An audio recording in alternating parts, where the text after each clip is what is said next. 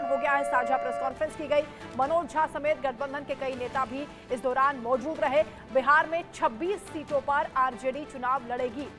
9 सीटों पर कांग्रेस उम्मीदवार उतारेगी। 5 सीटों पर लेफ्ट पार्टियां चुनाव लड़ेंगी। यानी जो लगातार फॉर्मूला पहले से ही तय माना जा रहा था, सूत्र बता रहे थे, इंडिया न्यूज ने पहले ही ये सीटों का फॉर्मूला बताया था, ठीक वैसे ही सटीक फॉर्मूला सामने आया जब पटना में महागठबंधन की ओर से ऐलान किया गया इस पूरे फॉर्मूले को लेकर।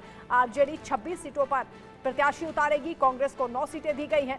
वहीं सीपीआई एमएल को 3 सीटें, सीपीआई को 1 सीट मिली है, सीपीआई एम को भी 1 सीट दी गई है। यानी 3 सीटें लेफ्ट के पास, 9 सीटें कांग्रेस और 26 सीटों पर आरजेडी चुनाव लड़ेगी। मनोज झा समेत गठबंधन के कई नेताओं ने साझा प्रेस कॉन्फ्रेंस की, जिसमें सीट शेयरिंग का फॉर्मूला बता दिया गया है। लंबी माथापच्ची हुई, कई दौर की बैठकें चली। हालांकि इस दौरान कई बार खटपट की भी खबरें सामने आई, लेकिन अब बात बन गई है और सीटों का ऐलान हो गया है।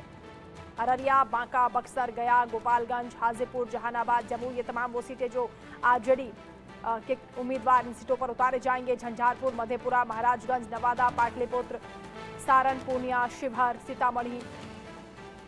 कांग्रेस को 9 सीटें मिली हैं, तो आरजेडी को हाजीपुर, अररिया, बक्सर सीट दी गई है। गया, गोपालगंज, पाटलिपुत्र सीट आरजेडी को मिली है, यानी कैंडिडेट आरजेडी के यहां से उतारे जाएंगे। वहीं कांग्रेस को पटना साहिब और सुपौल के अलावा भागलपुर सीट भी मिल गई है। बेगूसराय से सीपीआई चुनाव लड़ी। तो कांग्रेस के कई नेताओं को लेकर जो पेच फंसा हुआ नजर आ रहा था, वो अभी भी तस्वीर वैसी ही नजर आती है। लेकिन ये कहा जा रहा है कि अब बात बन गई है और कांग्रेस भी सहमत हो गई है। 9 सीटें कांग्रेस को दी गई हैं। कटिहार, किशनगंज, पटना साहिब, सासाराम, भागलपुर, बेतिया, मुजफ्फरपुर, सुपौल, समस्तीपुर। पटना से सहयोगी शक्ति हमारे साथ लाइव जुड़ रहे हैं। शक्ति, क्या पूरा फॉर्मूला तय हुआ है? हालांकि इंडिया न्यूज ने जो पहले से ही फॉर्मूला बताया था, जो सूत्र हमारे बता रहे थे, लगभग वैसी ही तस्वीर सामने आई है।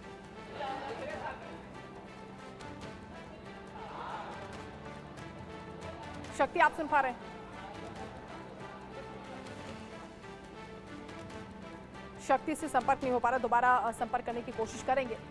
फिलहाल पटना में महागठबंधन की सीटों का ऐलान हो गया है और साझा प्रेस कॉन्फ्रेंस की गई है। एक तरीके से ऑल इज वेल बताने का प्रयास भी हुआ। मंच पर सभी नेताओं ने हाथ उठाकर एकता का संदेश भी दिया है कि सब एकजुट हैं, किसी तरह की कोई नाराजगी है नहीं। सीटों को लेकर भी फॉर्मूला सेट हो गया है। आरजेडी 26 सीटों पर चुनाव लड़ेगी। कांग्रेस को 9 सीटें मिली हैं, लेफ्ट के हिस्से में 3 सीटें आई हैं। सीपीआई एमएल 3 सीटें, काराकाट, आरा, नालंदा। सीपीआई को 1 सीट बेगूसराय और सीपीआईएम 1 सीट खगड़िया। तो ये पूरा फॉर्मूला है। कांग्रेस और आरजेडी में जो सहमति अभी तक नहीं बन पा रही थी सीट शेयरिंग को लेकर, वो अब बन गई है। कई बड़े चेहरे हैं कांग्रेस के जिनको लेकर सस्पेंस बना हुआ था कि उन्हें जगह मिलेगी नहीं मिलेगी, उनके मुताबिक सीट दी जाएगी कांग्रेस को या नहीं। उस पर सस्पेंस खत्म हो गया है और कांग्रेस राजी हो गई है आरजेडी की तरफ से जो फॉर्मूला सेट किया गया है उस पर। आरजेडी को 26 सीटें, अररिया, बांका, बक्सर, गया, गोपालगंज, हाजीपुर, जहानाबाद, जमुई, इसके अलावा उजियारपुर, सारण, पूर्णिया, शिवहर, सीतामढ़ी। शक्ति कुमार संवाददाता हमारे साथ जुड़ गए हैं। शक्ति, क्या अपडेट है? साझा प्रेस कॉन्फ्रेंस में क्या फॉर्मूला बताया गया और जो तमाम खबरें आ रही थी नाराजगी को लेकर, उस पर क्या कहा गया? जी बिल्कुल, देखिए जो सीटों का फार्मूला है वो अब महागठबंधन में तय हो चुका है। भले आपको बताया कि दूसरे चरण के लिए नॉमिनेशन शुरू हो गए हैं, इसके बाद जो है महागठबंधन की तरफ से अभी थोड़ी देर पहले जो है प्रेस कॉन्फ्रेंस किया गया है और इस प्रेस कॉन्फ्रेंस में बताया गया है कि जो आपको बताएं कि जो पहले इंडिया न्यूज़ ने जो हमने खबर दिखाई थी पहले ही कि आरजेडी जो है 26 सीटों पर जो है चुनाव लड़ सकती है और कांग्रेस जो है 9 सीटों पर चुनाव लड़ेगी और लेफ्ट पार्टियाँ जो है 5 सीटों उनको जो है दिया गया है। तो कहीं ना कहीं ये फार्मूला अब महागठबंधन महागठबंधन में जाकर तय हो गया। लेकिन सबसे अहम बात यह है इस प्रेस कॉन्फ्रेंस में कि जो पूर्णिया की सीट को लेकर जो विवाद चल रहा था, पप्पू यादव जो अड़े हुए थे कि वो कांग्रेस की तरफ से इस सीट पर चुनाव लड़ेंगे, अब ये साफ हो गया है कि ये सीट जो है आरजेडी ने अपने पास रख ली है। साथ ही साथ न सिर्फ पूर्णिया बल्कि आपको बताया कि मधेपुरा की सीट को लेकर भी दोनों सीट जो है अब आरजेडी के पास चली गई है। तो अब तय हो गया है कि बीमा भारती जो आरजेडी की उम्मीदवार है पूर्णिया से चुनाव लड़ेगी। और इससे पहले आपको बताया कि प्रेस कॉन्फ्रेंस शुरू होने से बस थोड़ी मिनट पहले जो है पप्पू यादव ने एक ट्वीट भी किया था। उस ट्वीट में उन्होंने कहा था कि राहुल गांधी को देश का प्रधानमंत्री बनाना है, इसलिए जो है वो पूर्णिया में कांग्रेस का झंडा उठाएंगे। यानी कि अब कहीं ना कहीं पप्पू यादव बैकफुट पर नजर आते हुए दिख रहे हैं। लेकिन अब दो विकल्प जो है पप्पू यादव के पास जो है बचा हुआ है कि या तो वो निर्दलीय चुनाव लड़े या फिर वो मिल गई है। कन्हैया कुमार को कांग्रेस चाहती थी, उनकी पसंदीदा चेहरा है, बड़ा फेस है उनके लिए, लेकिन इस पर भी कांग्रेस राजी हो गई है।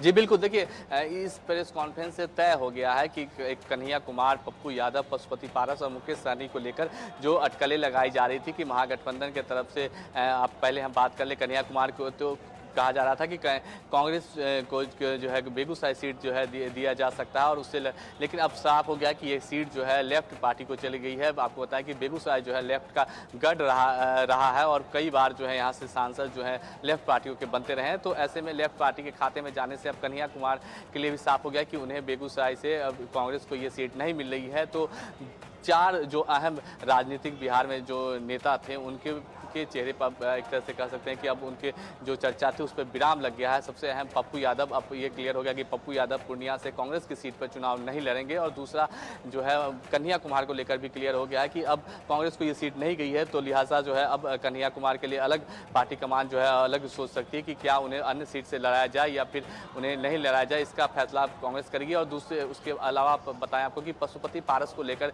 जिस तरह से चर्चा थी कि पशुपति पारस एनडीए से अलग होने के बाद पटना लौट आए थे और यहाँ पे कहा जा रहा था कि महागठबंधन की तरफ से वो हाजीपुर या फिर कोई और सीट जो है उससे चुनाव लड़ सकते हैं। लेकिन ये भी तय हो गया कि आरजेडी जो है उनकी पार्टी को कोई सीट फिलहाल महागठबंधन की तरफ से नहीं दे रही है। और उसके अलावा मुकेश सहनी का भी एक नाम है। मुकेश सहनी को लेकर भी जिस तरह से चर्चा थी कि एनडीए में उन्हें शामिल नहीं किया गया था, तो अब जब महागठबंधन सीट शेयरिंग का फार्मूला या सीट शेयरिंग तय करेगी तो उसमें उनको जगह मिल सकती है। लेकिन अब ये भी साफ हो गया कि मुकेश सहनी को भी जो है महागठबंधन में उनकी पार्टी वीआईपी को भी जो है सीट नहीं दी गई है। यानी कि अब साफ हो गया चार बड़े चेहरे फाइट किया था, लेकिन आरजेडी ने 19 सीटों पर फाइट किया था, एक भी सीट नहीं मिली थी कांग्रेस को, हालांकि एक सीट मिल गई थी। इस बार ये फॉर्मूला किस बिहाफ पर सेट हुआ है? और झारखंड को लेकर भी कहा जा रहा है कि कहीं ना कहीं एक बैलेंस बनाने की कोशिश की गई है। जी बिल्कुल, देखिए बिहार में जो स्थिति है पिछले कुछ दशकों से जो कांग्रेस जो है कहीं ना कहीं जो है आरजेडी के सहारे जो है चुनाव में जाती रही है। कांग्रेस का जो अपना वोट बैंक है वो कहीं ना कहीं शिफ्ट बीजेपी की ओर हो गया है। तो कहीं कहीं अब जो जिस तरह से कांग्रेस के वोटरों की कमी हो गई है, इसके लिए कांग्रेस जो है फिलहाल कई चुनावों से जो है अब आरजेडी के भरोसे ही बिहार में चुनाव लड़ती रही है। ऐसे में जो सीट शेयरिंग का जो फार्मूला तय हुआ है, बिहार विधानसभा में आरजेडी के जो विधायक हैं वो ज़्यादा हैं, उसके आधार पर जो है लोकसभा की सीटें जो है आरजेडी ने अपने लिए ज़्यादा रखी है। तो कहीं ना कहीं जिस तरह से बिहार में कांग्रेस और आरजेडी को लेकर खींचतान पिछले कुछ दिनों से चल रही थी, पूर्णिया सीट को लेकर पप्पू यादव की तरफ से लगातार जो है कहा जा रहा था कि वो यहीं से लड़ेंगे और आरजेडी ने जो जेडीयू से आई बीमा भारती विधायक थी उनको टिकट दे दिया था लालू प्रसाद यादव ने। तो ये कहीं ना कहीं जो विवाद चल रहा था कांग्रेस और आरजेडी के बीच सीट शेयरिंग को लेकर वो थम गया है। लेकिन कुछ ऐसे चेहरे हैं जो इस बार लोकसभा चुनाव में नजर नहीं आएंगे। इसमें अब देखना दिलचस्प होगा कि पप्पू यादव क्या विकल्प अपनाते हैं, क्या वो निर्दलीय चुनाव लड़ते हैं पूर्णिया से या फिर पार्टी उन्हें कहीं और से चुनाव लड़ाती है, या फिर इसके अलावा कन्हैया कुमार, पशुपति पारस और मुकेश सहनी को लेकर भी जो है अब कहीं ना कहीं राजनीति अब जो है थम गई है, क्योंकि अब उन्हें भी उनकी पार्टी को भी महागठबंधन में सीट नहीं दिया गया है। जी कन्हैया कुमार हो या पप्पू यादव हो, इनका रिएक्शन भी जरूरी है। शक्ति आप बातचीत करने का प्रयास भी करिएगा, लेकिन फिलहाल कांग्रेस की ओर से क्या कहा गया है? क्योंकि अभी जब संयुक्त साझा ये जो प्रेस कॉन्फ्रेंस हो रही थी उसमें मनोज झा से कई सवाल मीडिया ने पूछे जिनका जवाब देने से वो बचे और ये कहा कि अलग अलग पार्टियों के नेताओं से बातचीत करने के लिए आप स्वतंत्र हैं। जी बिल्कुल, देखिए ये प्रेस कॉन्फ्रेंस बुलाई गई थी और इसमें जो है महागठबंधन के तमाम नेता को जो है मौजूद थे, लेकिन जब प्रेस कॉन्फ्रेंस शुरू हुई तो सिर्फ आरजेडी की तरफ से मनोज झा ने बोला और उसके अब्दुल वारिस सिद्दीकी ने का बयान आया। तो कहीं न कहीं उस अखिलेश सिंह को लेकर जब हमने उनसे सवाल पूछा तो कहीं न कहीं उनसे बचते नजर आए और जिस तरह से अखिलेश सिंह जो कांग्रेस के प्रदेश अध्यक्ष भी हैं, उनको लेकर जो विवाद चल रहा है कि उन्होंने आज कई आपको बताएं कि जो अंदर के हमारे सूत्र बता रहे हैं कि बिहार कांग्रेस में उनको लेकर काफ़ी जो है विवाद चल रहा है। कई विधायक उनसे नाराज हैं, सीट शेयरिंग को लेकर भी पार्टी बिहार कांग्रेस के जो नेता नाराज हैं। उनका सीधा आरोप है कि अखिलेश सिंह ने जो है लालू प्रसाद यादव के गोद में जो है बिहार कांग्रेस को रख दिया है। कई आरोप जो है लगा रहे हैं। तो ऐसे में जो अंदर खाने कांग्रेस के अंदर भी जो बिहार में स्थिति ठीक नहीं चल रही है, नाराजगी कई विधायकों में है, कई नेताओं में नाराजगी है सीट शेयरिंग को लेकर। लेकिन अब देखना यह दिलचस्प हुआ कि इस नाराजगी के बाद जो है अब क्या जो महागठबंधन में सीट फार्मूला तय हुआ है, उन सीटों पर कोई विरोध होता है या फिर तमाम जो महागठबंधन के दल हैं एकजुट कितना रह पाते हैं, ये अब देखना दिलचस्प होगा। जी, कई दिनों से खबरों में ये फॉर्मूला चल रहा है। शक्ति, आप कह रहे हैं कि नाराजगी अभी भी बरकरार है, अंदर खाने से क्या खबरें आ रही हैं?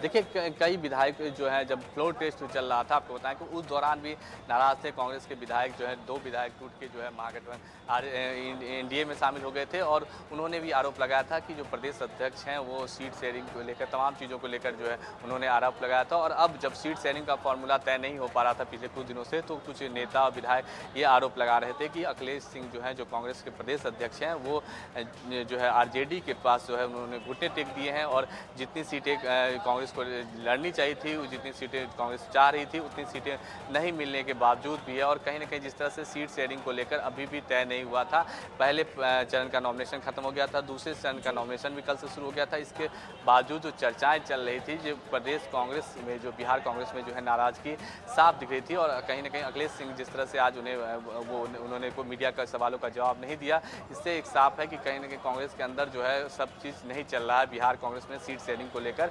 अब देखना यह दिलचस्प हो जाएगा कि आरजेडी भले कर रही है कि वो सीटों को लेकर जो है तय कर रही है, लेकिन कांग्रेस में इसकी नाराजगी साफ देखने को मिल रही है। जी बिल्कुल, पूर्णिया, बेगूसराय जैसी कई ऐसी हॉट सीटें हैं जिसको लेकर ये कहा जा रहा था कि कांग्रेस के लिए महत्वपूर्ण है, लेकिन अब क्योंकि फॉर्मूला सेट हो गया है और साझा प्रेस कॉन्फ्रेंस के जरिए दिखाने की कोशिश भी की गई है कि ऑल इज वेल है। देखना होगा कि आने वाले वक्त में इसको लेकर किस तरह के रिएक्शन सामने आते हैं, क्या वाकई ये तस्वीर जैसे दिखाने की कोशिश की गई है वैसी है या नहीं। आप नजर बनाकर रखिएगा। फिलहाल बहुत शुक्रिया शक्ति आपका तमाम जानकारी के लिए। और यहाँ पर एक छोटे से ब्रेक के लिए खबरें जारी हैं, आप देखते रहिए इंडिया न्यूज़।